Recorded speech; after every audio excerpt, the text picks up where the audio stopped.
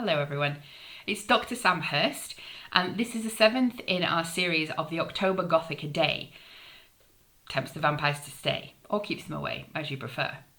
Now each day I'm giving a brief introduction to a Gothic text, giving you some idea of the key plot points, some reasons as to why it's important, and some extra reading recommendations.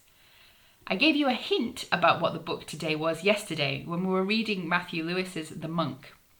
Now, that's one of the first books in the horror subgenre of the Gothic that focuses more on the supernatural and also on sort of horrid events and visuals, rather than the terror Gothic, which focuses on suspense, anticipation, possibility and obscurity.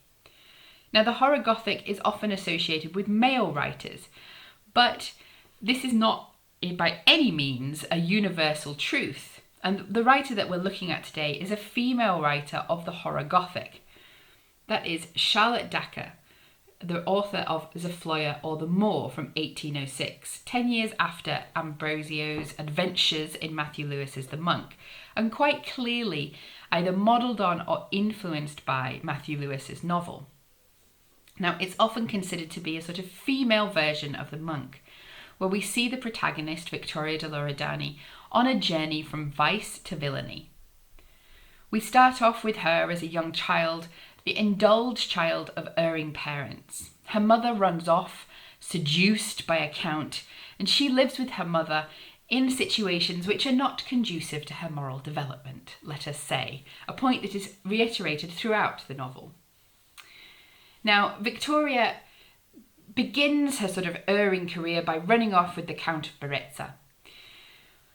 She then proceeds from that and from extramarital sexual relations onto a series of crimes, all inspired in part by her love or lust for Berezza's brother Henriquez. Berezza, of course, is in the way, so he has to die, but also inspired by the promptings of the Moor Zofloya. Now, it's not actually Zofloya because he died and was replaced with the devil, who first appears to Victoria in dreams and then becomes her counsellor in real life. It's at his prompting that she poisons Berezza, and it's also at his prompting that she goes on a sort of rampage of rape, kidnap, and murder. Standing between her and Henriquez was her husband, and also Henriquez's bride, Lila, who she ends up kidnapping. Now, Lila is much more the sensibility heroine that we expect from the Gothic, and Victoria has very little time for that, as we suppose perhaps Charlotte Dacre had very little time for it, and she actually just chucks Lila off a cliff, as you do. The novel ends with Victoria re-meeting her brother Leonardo, who we've seen occasionally through the novel. He's become the leader of a group of bandits. She ends up taking shelter with them with Zofloya. But the novel ends unhappily for all, with death all around, and Victoria, similarly to Ambrosio in The Monk, ending on a mountaintop cast down by a devil. Now, why is this book important or interesting? Well, in part because it's a horror novel written by a female writer. And we have Charlotte Dacre, about whom very little is known, but who wrote a number of Gothic texts and texts in other genres, and a lot of poetry, for example. What's interesting about quite a bit of Charlotte Dacre's work is the way in which she explores transgressive women.